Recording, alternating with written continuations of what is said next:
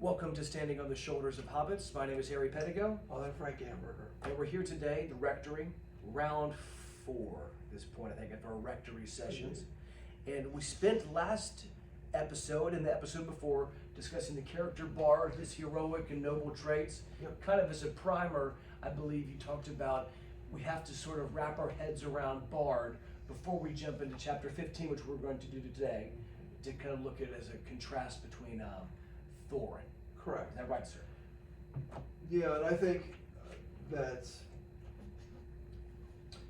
in many ways, Thorin's character has been, if you look back at different interactions he has with, especially with Bilbo, or just, you start to see, I don't think his character didn't just,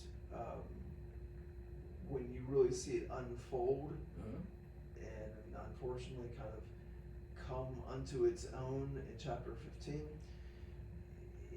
In some respects, when you look backwards, I don't think it's as shocking. So let me just kind of the interchange, I guess, Sure. between Bard and Thorin. So this is after Bard and his, when they initially come up to the front gate of the, whatever, where Smaug was, where the dwarves The are. primary entrance to the Yes. mountain, right? Yes, sir. So, because then Thorin, said, "Well, who are you?" It says, "I am Bard, and by my hand was the dragon slain, and your treasure delivered. Is that not a matter that concerns you? Moreover, I am by right to descent, the heir of Girion of Dale, and in your hoard is mingled much of the wealth of his halls and towns, which old Smaug stole. Is not that a matter of which we may speak?" So there's 2 points. Third point, further, in his last battle, Smaug destroyed the dwellings of the men of Esgaroth, and I am yet the servant of their master. I would speak for him and ask whether you have no thought for the sorrow and misery of his people. They aided you in your distress, and in recompense you have thus far brought ruin only, though doubtless undesigned. So, of those 3 points, Bard's the one who killed Smaug. Yes, and I think you mentioned this last time real quick, because he does say, "I am the, by my hands Right. Smaug was slain." Right. Not him being braggartly No, or hubris, he's no, being factual, no. isn't Right, he? Yes. right. Point 2, that since he's the rightful heir of Girion, I guess of the house of whatever, of Dale, of which the treasures that they lost at Smaug, so some of that is some of our treasure. And number 3 is, well, by the fact that in Smaug's battle, Esgaroth is people are killed, homeless, in misery. Which one would you say, if one's going to sort of, I guess, resonate in the deepest sense in your heart, which would be the first that you would think from a human perspective would resonate? Are you saying that kind of in order of importance, you would say that, I guess personally you would think that these people, the homeless, that have been besieged by this dragon. And you say, okay, well, and Thorin's not stupid, he has to understand at this point, their actions have sort of sent Smaug down the road, down the river. They sort of move the domino that kind of caused. Yeah. So even though Bard says, it brought ruin only, though doubtless undesigned. So you would think that third point would be the one that would, maybe if the first point was like, okay, maybe you get a little bit of a reward or something like that. I didn't ask you to do it, but now that you have, or maybe the second point, okay, injustice, we might be able to, but you think the third point would be not even just like, hey, these people over here, but they they aided you in your distress, so like, Well, they did. Mm. And, you know, I don't know if they were, you'd say they were near death, but they were certainly in bad shape. Certainly. Do you think that that would be the one that would be, okay, fine, maybe we'll talk, whatever. But it actually is the complete opposite. It took me a while, I think I'm understanding this correctly, because it took me a while to kind of understand what Tolkien was saying. I'm just a slow read, I guess. So Thorin says, you put your worst case last and in the chief place. Well, hold up, who's Thorin saying this? Thorin? Thorin is saying, you put your worst case last Really? and in the chief place. So it's almost as if Bard is saying, well, here's a reason, but here's, Worst you case know, last. sort of, yeah, so he puts your worst case last and in the chief place, Thorin answered. To the treasure of my people, no man has a claim, because Smaug, who stole it from us, also robbed him of life or home. The treasure was not his, that his evil deeds should be amended with a share of it. So in other words, and it took me a while to, it's a very, to me, a densely worded sentence, or two sentences. But, you know, so in other words, I guess, because Smaug, who stole the treasure, you know, from my people, just because he robbed somebody of life or home, it doesn't mean that anyone has a claim on it. And the treasure was not his, meaning Smaug's, that Smaug's evil deed should be amended with a share of it. So basically, the heck with you people. I mean, he really, I'm like, Totally dismissive, isn't he? it's a very cold-hearted perspective. And you'd think that that would be the one that would be the most, from a human perspective, understood. You're talking about the damage to the folks who were. Yeah. And And he says their that's the history. worst case. And that's the worst, and that's yeah, 'cause he says, you put your worst case last and in the chief place. The weakest argument is Yeah, to say, right? yeah, I'm like, well, should that be, from a human perspective, I would say that is the strongest case Absolutely, to be I made, agree. you know. And he goes on to say, I think somewhere like, okay, well, yes, I can, injustice, yeah, they'll be repaid in due time. You know, I think there are people suffering gravely. Now, granted, this is a mixed bag, and I can certainly understand where Thorin and his company are not really thrilled about the elves, the wood elves. You know, they've received some, maybe not the best treatment, you could argue, Yes. you know, to a certain degree. But the wood elves, obviously, they had no intention, as you look in the story, they were moving towards the mountain because they knew that Smaug was dead. And then they come across Esgaroth and the devastation, and they actually say, well, we're gonna help here first, you know, so, anyway, to me, Thorin's response to Bard, both, in a sense, manifests sort of his character, you know, prideful, greedy, selfish, so it manifests that, but as I say, it also solidifies it by the further choices he makes. It's like he has the opportunity to really, his character is already, it's not like, if Bilbo were to say this, it would be, even though I still am a little unnerved by his theft of the Arkenstone, which will obviously we'll be coming back to it in the next chapter or two. I think it's the next whatever. But for Bilbo to all of a sudden, you know, be in that position and just say, "No, the heck with you people," that would be really startling. That would be so out of character. That just is not Bilbo. But when you look back and you think, I mean, Thorin has been pretty snarky, self-centered, greedy. There's good in him, but if you would go back and you would look in the different chapters, you can pick out, I think, details that would say, yeah, yeah, Mm. it's, I can sort of, so his decision here, which is really shocking and very, very off-putting. It's very, okay, you're just being a greedy, which I'll come back to what I think he's sort of become in a sense. But it's very off-putting to say the least. It's somewhat consistent. You could see the seeds being planted. So it's not like It's not shocking, is it? It's not shocking. It's sort of, his decision, his verbiage manifests, but it also then, his decision to do that solidifies. And I would like it, if a biblical perspective, a little bit like Judas Iscariot, where it's not like Judas the night of the Last Supper just Right. decided, Got it, right. I think I'm going to betray this guy, But his choice to betray him, St. John says, and Satan entered him. And it's It done. solidifies Yes. it.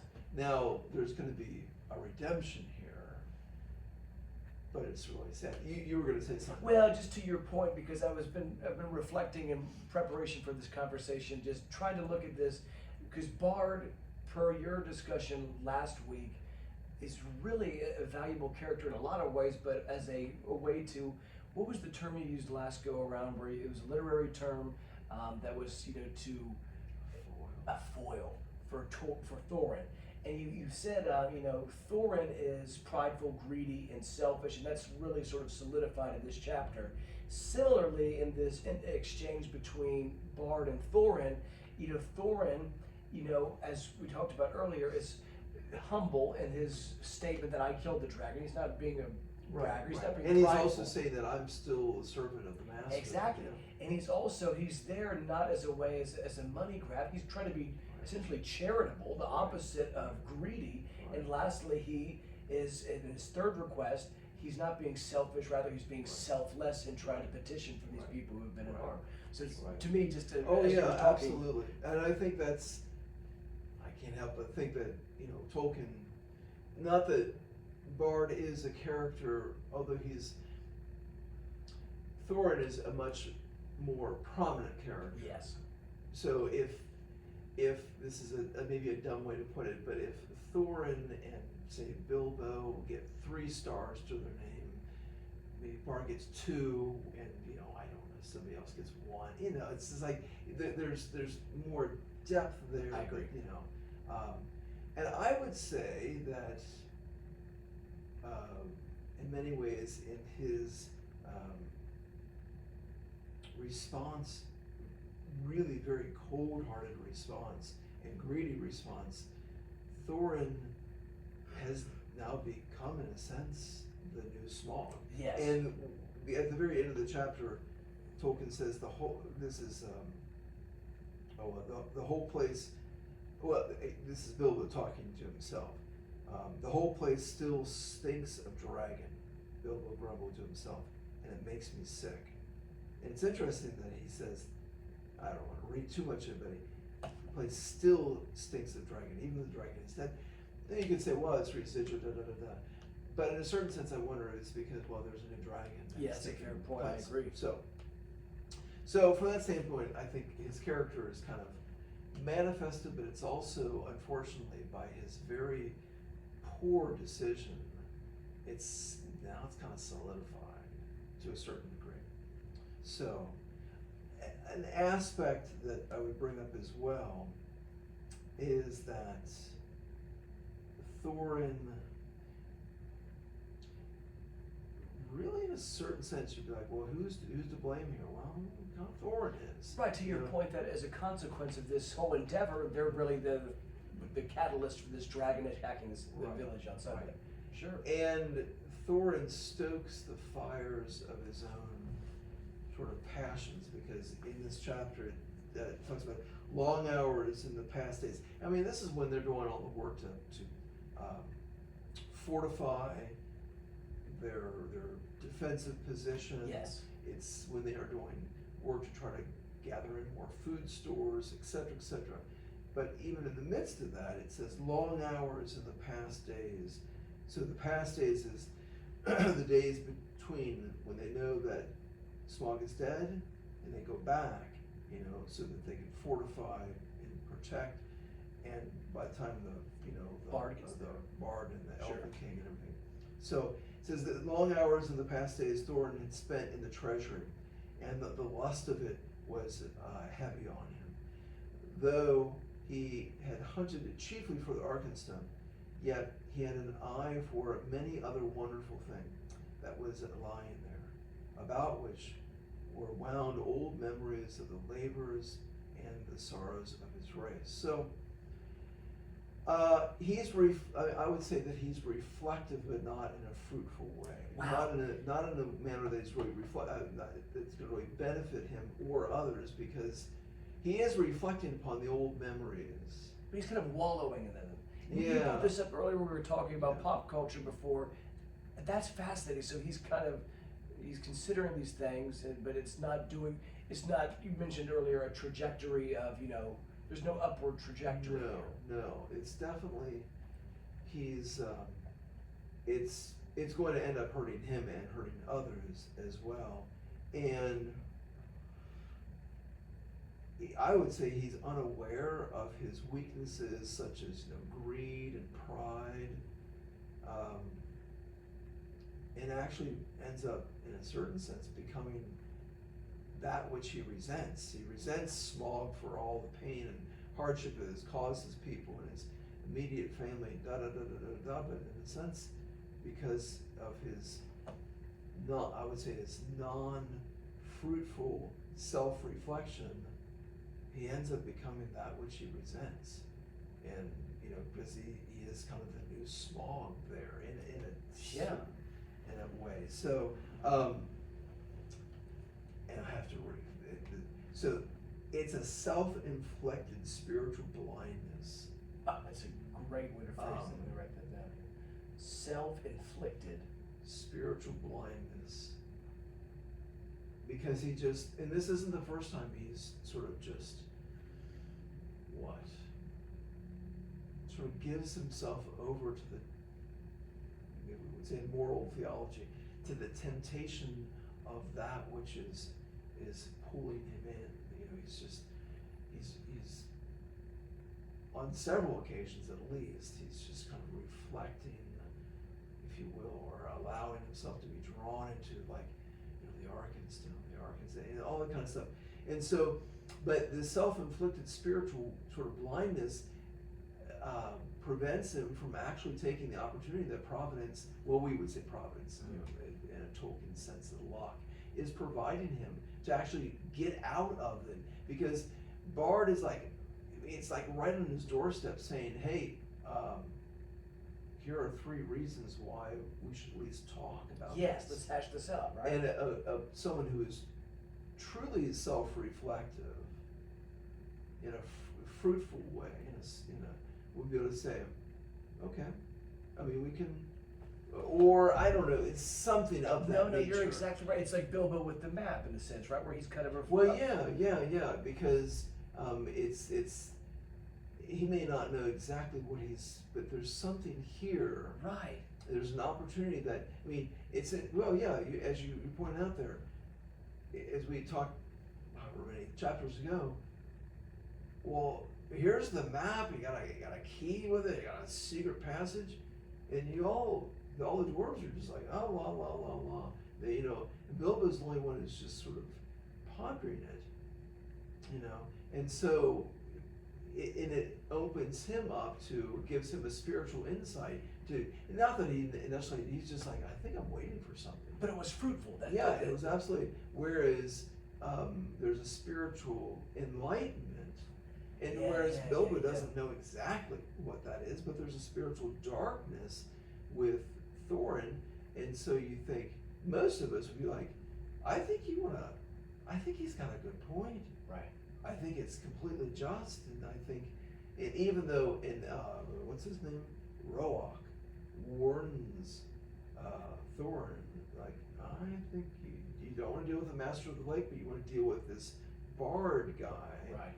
And I don't think that's a good plan. There's not many of you, so I'm just going to read this because Sure, let's hear it. But so this self-inflicted spiritual blindness prevents Thorin from seizing the opportunity Providence is offering him. So the Bard coming and saying, well, we could work out a deal. Right. Because in some respects, two different levels. The Providence is offering him to secure the treasure. Now, so would things have, this is speculative, but would things have worked out differently? I know the battle is still coming, but would things have worked out differently? Would they would have ended differently had Thorin, I don't know. I mean, it's complete speculation, but, well, we know how they ended. I mean, it's kind of like the on-off switch. Right. Well, I mean, it's possible that it could have ended differently. You couldn't have gotten a more definitive ending than, well, to anyone who hasn't read it, I'm sure they've all read it. Thorin dies, and he doesn't get to enjoy the treasure. No.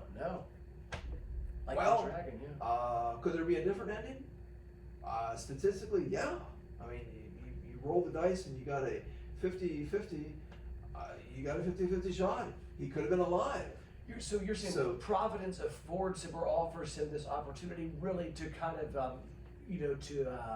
To be friends, or at least to be like, okay, we can. And could that have changed? Then they would have not been at odds with each other. Right. I mean, I don't know. I mean, he ends up dead. So, statistically speaking, there could be another option. right. I mean, there could be a lot more options. So you're dead. That's the only option. It's just one option. Versus being alive, you got a lot of different options. Absolutely. So, I mean, I think on one level, you've got that. So, Providence or luck offering him the kind of an opportunity to secure the treasure, possibly. But most importantly, the treasure of, in a sense, becoming a hero. In a hero. This is number 2, right? In a Tolkien way, what we would say a saint. Had he accepted the propositions proposed by Bard, so Bard, and he's got advice. Interesting. It's like Roark is almost like a little bit of a prophet. It'd be like, hey, you want my opinion? This is the way you probably should go with this. Right. Deal with Bard.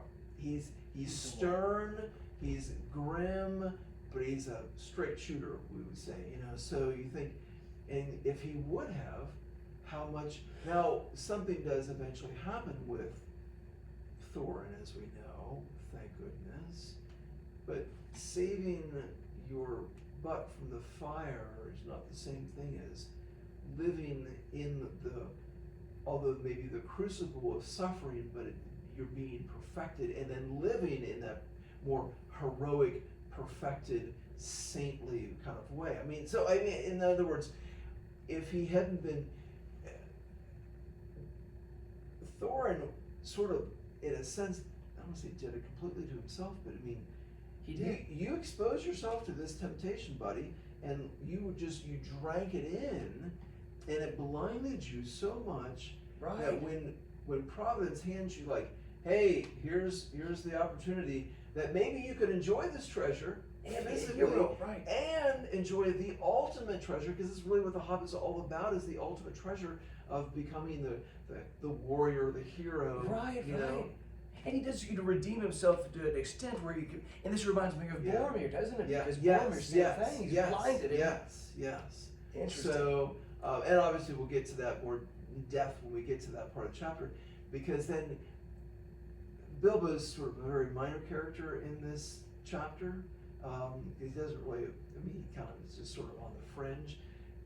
All but for two lines, I think. The one who's sort of the observer saying, man, this place still stinks of dragon. Mm-hmm. I suspect it might be because we got a new dragon here. But then there's the one which I think is a little comical, and I don't want to say that this is necessarily like a contrast with Thorin, but like Bilbo is still in Germany. Bilbo is still, as Gandalf says, has invited him to an adventure. Still on the adventure because this is when the thrush comes back. And says, I believe he is trying to tell us something, said Balin, but I cannot follow the speech of such birds. It's very quick and difficult. Can you make it out, Baggins? Not very well, said Bilbo. As a matter of fact, he could make nothing of it at all. Well, why didn't he just say, no, I don't know it at all? A humble Bilbo Baggins would have said, no, I got nothing. But still a prisoner to the sort of the opinions of others. Yeah, if you yeah. will. No, not very well. You can't do anything, can you? So you're like, you're not there yet. He's going to change. It's going to get even better. So I think our battery is We're still okay. We're still okay. Yeah, we got 10% left. We're Okay, doing fine. so- It reminds me a little bit of with Baggins. Well, that's one of the things I like about Bilbo is that, to your point, even we're on chapter 15. There's 19 in this. Even in these final, chapters, Bilbo is still a very dynamic character. Where it's not like he's just like, I'm the golden boy. Or Yeah, whatever. and there's going to be a big thing. I don't know if it's in the next chapter or the following chapter that Bilbo is really, to me, I think, I'd have to, but I think it's what really helps seal the deal. It's really kind of his cavalry of sorts, but sort of, and our battery is getting low, so my two take-home points. Sure. So one is kind of that question of how self-reflective are we, and for Thorin has some self-reflection, but I don't think it's very fruitful. And I think for our self-reflection to be fruitful, advantageous for ourselves and really for others, then there has to be a reference point outside of ourself, that aim to which we are sort of or the target that we're aiming. So I would, as Christian, as Catholic, the incarnation presents us. Jesus Christ then becomes the point of reference for every human person. The saints help us sort of understand how to do that, but and I'm going to mess it up, but the Imitation of Christ has this phrase, one line that says something like, our chief study in life should be the life of Jesus Christ. So it's like, okay, am I really studying, meditating on the life of Christ? Because that is the reference point. Thorin is being somewhat, he's reflecting. But he's the reference point. Yeah. So there's really nothing to move him, and it's very easy in today's culture. Well, it's very easy just in sinful humanity to be like, well, I'm better than he is, or he is, or they're over there. So, but that's a cheap. So that's a very empty self-reflection. So how much are we really spending our time and energy reflecting, studying the life of Christ? Because that's going to be, Great point, Father, because to reflect on yourself requires you to go, in a sense, mentally or spiritually, just, to look at yourself from a different point of view. That being, if you use the life of Christ, or this, that helps you get outside of yourself in order to actually reflect on yourself. With Thorin, you're kind of just in an echo chamber, aren't you? Mm-hmm. And the saints will show us how to fruitfully, authentically reflect. So they're kind of a step towards the ultimate goal. As is a model. Yeah, because who is the model of humanity? It's Jesus Christ, period. Right. The saints are not like, well, then you could also have the saints. No, the saints help us understand how to do it. do it. Yes, sir. Yes, because sir. who was the model for all the saints? Jesus Christ. Exactly. Period. And so, and if they Well had said. saints, it's just like the spiritual companions to help us, in that sense. And then my last, the other one is just, so in what ways do I either intentionally, I'll give you a personal example, in what ways do I either intentionally or unintentionally act like Thorin, and that, because I don't think he was I don't know if he was intentionally. I don't think we're given enough information to know. But anyway, intentionally or unintentionally act like Thorin and fuel my passions. How do I seek to control my dominant passions so that I might more readily advance in virtue? Okay, so What was the last part there, real quick? I'm sorry. I read that really fast. It was a good. So in what ways do I either intentionally or unintentionally act like Thorin and fuel my passions? Fuel. Okay, and the last part. How do I seek control my dominant passions? To control my dominant passions. Yes, sir. Okay. So that I might more readily advance in virtue. So passions aren't like, and I'm not a theologian, so I don't have this down exactly, but like passions for like pleasure, like the pleasure of eating. I love to eat. I mean, and there are a lot of times where I just snack, not because I'm necessarily hungry, but because I enjoy Right. eating. And I'm not just snacking on, raw broccoli or something like that. And so there are times where I unintentionally, because I don't know, maybe there are times where I intentionally fuel that by knowing that I really shouldn't be eating all this, but I do anyway, or I want to go to the store Right. thinking I really shouldn't buy that, but I'm going to, That's knowing that I'm intentionally like, okay, well, I'm not that you can't, I'm not like trying to say, well, you have to go to one extreme or the other, virtue lies in the middle, but a certain extent of like, okay, I probably maybe I don't need all of that, maybe I should don't buy it, then I won't be tempted to eat it, anyway, so, but what am I doing, to control? I mean, if I have a hard time saying no to my desires to eat, let's say, for example, inordinately, well, do I say no to my desires in other areas of my life when I think I should really stop watching this YouTube video that is really I'm not learning anything, I'm just kind of wasting some time. But I deserve it, Well, I'm not really helping control my passions. So in other words, I just think Thorin allowed himself in many ways to be backed into that corner of making a horrible decision. You kind of brought a lot of that on yourself, or you intensified the greed. Somewhere in the Lord of the Rings, in the appendices, they say that the rings that Sauron gave to the dwarves, he never was able to control them, and I would say maybe you could even argue from a Catholic perspective, not directly, because it wasn't like the rings of the 9 kings, where he really, once they gave themselves over, man, they were just his servants. The dwarves of the rings increased their greed for the material wealth, gold, jewels, things of that nature. And Thorin's father was the last one to have the last ring. No, and so it definitely, that was a weakness of the dwarves, that greed. Even though Sauron never controlled the dwarves, not directly like those 9 kings, but Sauron did indirectly control them. You could maybe, I think, through their greed, their inordinate greed. And so, I don't know if you say Thorin should have known that, but a little self-reflection was, this should have gotten, it wasn't like, well, how would he have known that he was greedy?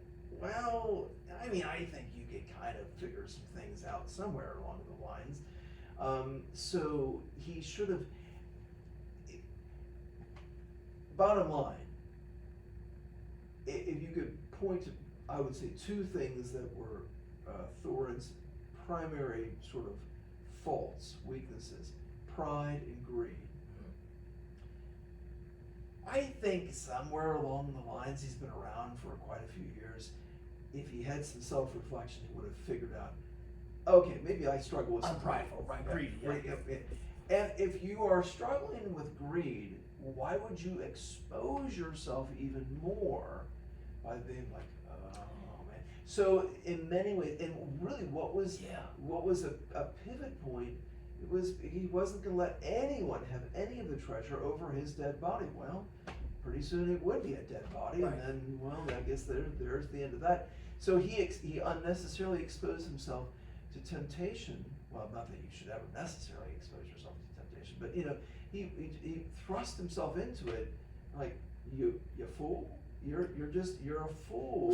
Stop going there. Yeah, if you Stop going there. Right. If you're an alcoholic, stop. Right. You might have to change your friends. You can't hang around friends that are drinking. And to your point too, what I like about your comment, Father, it's not enough to just recognize. Well, it's a good step to recognize here's the problem, but then the last part, to control. Yes. You know, and in order to readily advance virtue, you have to, one, avoid these scenarios. My first step in that is acknowledging or figuring out through reflection, but then also to control, and Thorin, to your point, control, had an element of control over those problems that he recognized. Things could have gone profoundly differently. And honestly, if you would say, all right, here's the antidote, Thorin, you've got to be generous. It's fine if the treasure, what's rightly yours, that's fine. But you've got to be able to, I mean, that's one of the reasons why, Catholic, the whole thing of tithing, Right. Like, you've got to be generous. There's generosity helps control that greed, which we all have to a certain degree, one way or another. Well, you could almost say, well, God has given you, Thorin, here's the 3 ways that you could be generous. Totally, you don't have to think like, how can I be generous with this? 1, 2, 3, right there, and at the initial outset, and that would have, I think, changed. And like I said, I don't know if I've said many times, I don't know if, Tolkien was actually what he meant by all this, but you think, well, it reflects a Catholic understanding of the world, so you can throw the ball against the wall and say it will bounce back and be like, oh, well, that would have been really helpful. But because Thorin did the exact opposite, not only he just threw himself into the lust of his weakness, well, even though you think he squeaks by, I mean, literally, he's on his deathbed and he squeaks by. Like, well, that really wasn't very impressive, though. I mean, Thorin's life really, even though it is, when you think about, the battles that he fought and everything. But he still doesn't die a hero, does he? He doesn't die a hero. Well, and that's a good way to put it. He doesn't die a hero. He dies, if you will, redeemed. Because he says, well, now I'm to go to the place of shadows where we will wait, or something like that. You're like, well, that doesn't sound really, there's probably different things going on there. But you're absolutely right. He does not die a hero. Well, we've got to remember that from that chapter. He doesn't die a hero. I think that's a great way to put that. He does not die a hero. He dies redeemed and forgiven. But he doesn't die a hero, and he could have. Even if it was God's providence for him to die in battle, he could have died because it's that great scene where he just sort of breaks through, and boy, it looks like a heroic, but it's compromised at best. Well, that's going to be an exciting chapter because, to your point, that last bit, but he could have. And that's what maybe I think myself as a Catholic and as an individual, man, that's a tough one to. It's easy to sneak by and say, well, I could die redeemed and forgiven, but to take it to the next step. And that really is, you are absolutely right. Because isn't that the deepest regret? Because you know that he's got that regret. Exactly. The deepest regret of life is, I could have. If you can call it whatever you want. I pray that I might die in the friendship of Christ, and in that true friendship, not just like that he recognizes me as like, yep, you're one of the flock. Like you got in there, I washed it clean. But no, you die as a friend. And which actually you think, because Thorin wanted to die and build his friendship. I don't know. It's but I mean, you're absolutely right. He didn't die a hero, and that really, in some respects, Thorin is kind of a tragic figure. Yes. Not tragic in the sense of Judas Iscariot, or someone, but it's kind of a sad, like, oh, and it is sad. I mean, sad for a lot of reasons. Yeah. So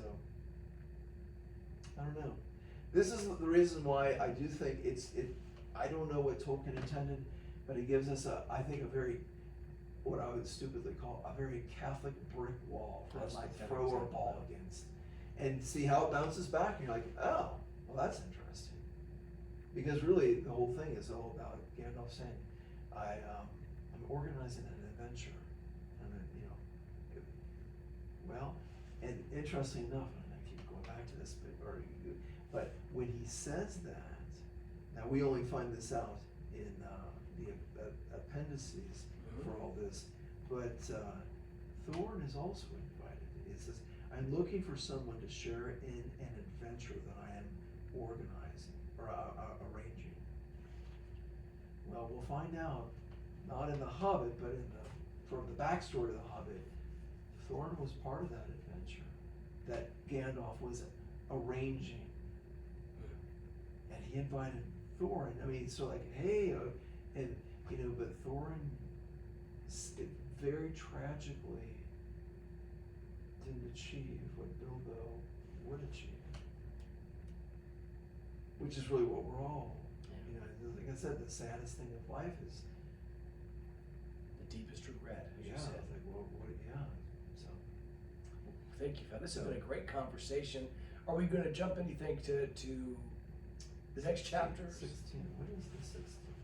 Chapter 16 is, I know it's the coming, gathered, no, that's the one. Where is it? A Thief of the Night. So this is the one where, yes, I think Bilbo, in a certain sense, comes of age. This is going to be a high water mark for Bilbo. That's actually a really short chapter too. So yeah. So A Thief in the Night. A Thief in the Night. Which is really interesting he calls it that, because